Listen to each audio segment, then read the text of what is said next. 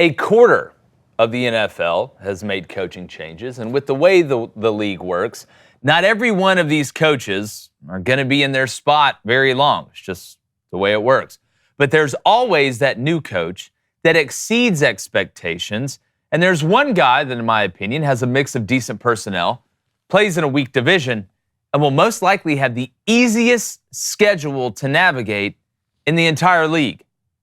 And that team's the Atlanta Falcons and new coach Raheem Morris. Now, I know the Penix draft pick was a head-scratcher, and by no means am I saying that I think Raheem Morris is the best new coach or that the Falcons won't blow it, because we all know they're incredible at doing that. But you have 2 games against each opponent in what should be the worst division probably in the NFL and the NFC South, and the rest of the schedule, well, looking like it's going to be the easiest. You have a veteran quarterback in Kirk Cousins. You should be able to accentuate those weapons with Kirk, and you got Kyle Pitts, Drake London, Bijan Robinson, Darnell Mooney. But the defense is the big question. It's probably going to be iffy. Now, when you do compare it to all the other new hires and what they have around them and in front of them on their schedule, give me Raheem Morris and the Falcons by default. But again, don't think he's the best coach, just in the best situation. David Cohn, former Michigan quarterback, my brother, former Western State Colorado wide receiver Blaine Crane. I almost went Antonio Pierce. Because I like what the Raiders have. I know they didn't get the quarterback they wanted. They didn't reach for one.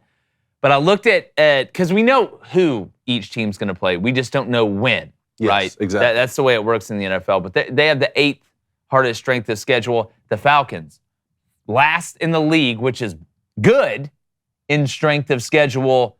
I think with Kirk Cousins, they'll find a way to be able to win enough games, maybe to sneak in the playoffs. But when you compare it to, poor Dave Canales at the Panthers, best of luck with that. The rest of the league, Jim Harbaugh and the Chargers, good luck with that. Give me Raheem Morris and the Falcons. Really? Year one. Year one to have the best year. Okay, well, year one, maybe I would alter my list a little bit. Here's how I rank ordered the new hires for the NFL. Jim Harbaugh 1, then Dan Quinn with Washington, Antonio Pierce, who you mentioned there, went 5-4 as the interim coach a season ago. Mike McDonald with the Seahawks taking over there. Dave Canales, Panthers. Raheem Morris, Falcons. And then Brian Callahan with the Titans and Gerard Mayo with the Patriots. Those two at the bottom for very similar reasons. One, Gerard Mayo was a defensive coach under a defensive coach, Bill Belichick, and same with Brian Callahan. He was the offensive coordinator under an offensive-minded coach, Zach Taylor, for the Cincinnati Bengals. You never really know essentially whose scheme that is or who's making the ultimate call. I think all of these guys can have success, but to me, it's Jim Harbaugh. I think he's going to be the most interesting storyline in the NFL this coming season. Remember the 49ers,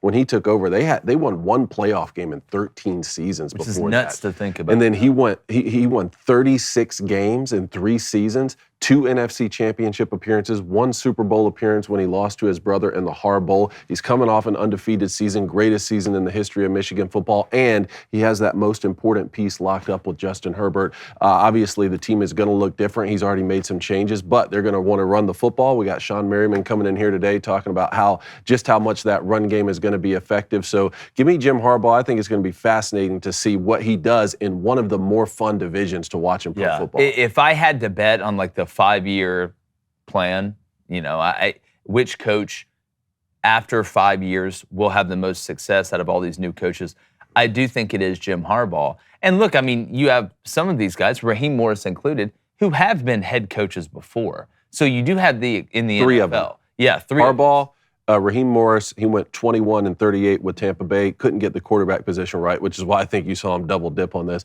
And then Dan Quinn with Washington, who I think's in a very tough situation. I was surprised to see him jump at that opportunity. But remember, he took the Falcons to that Super Bowl in year 2 with Atlanta. Kyle Shanahan was the offensive coordinator, but he replaced them with Steve completely Sarkisian. Fell off. They did.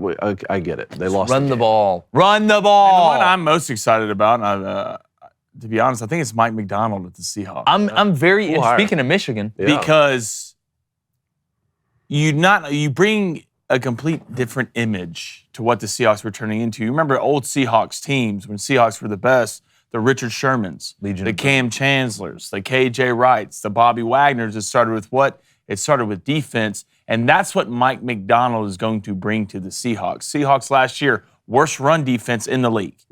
31st in the league, 25th in pass defense. You have good young pieces. You brought Sam Howell over. You have 2 of the best corners in the league. You signed Leonard Williams from the Bears last year, who's going to be a great piece. You bring Sam Howell over, Jackson Smith and Jigba, DK Metcalf. You have pieces there, but what Mike McDonald brings is an image. He brings a new attitude, and that's the attitude the Seahawks have been missing. So in the long run, I know you're in a tough division. I get it. But I think Mike McDonald will be the best hire out of this whole group. I feel like he's like the inverse of Mike McDaniel with the Dolphins. Because you look at how young he is, you know, the way he's, not that Mike McDaniel's a super quiet guy behind the scenes. I think there's a lot more personality there than kind of we get that we see on the TV. But, you know, Coach McDonald's a guy that's going to handle his business. And you look at an age change, Pete Carroll being one of the oldest coaches and one of the most tenured coaches in the league, Mike McDonald obviously being really young, but I'm excited about this new group of coaches. I'm wondering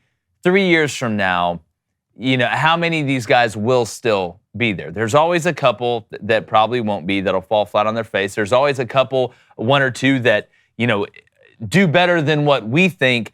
But again, looking, you know, at that schedule in that division, we talk about this in college football all the time, schedule matters. Right, schedule matters when you're making the gumbo. It's one of the biggest recipes. So we want to know, who do you have, right, as your number 1 new head coach? Who do you think will do the best, whether that's in the first year, whether that's a 5-year run? YouTube, what's up?